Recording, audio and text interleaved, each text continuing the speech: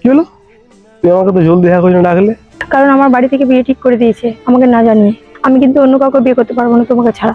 তুমি যদি আমাকে বিয়ে না করো তুমি কিছু করে নেবো। না, তুমি কিছু করবে কেন?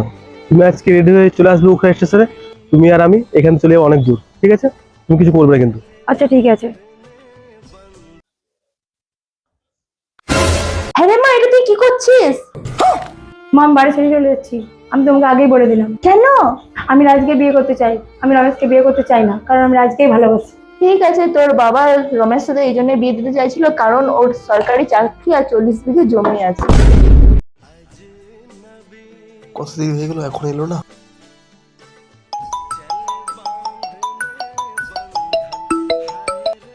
হ্যালো, কে? আরে আমি রাজ, কোন রাজ? তোমার ভালোবাসা।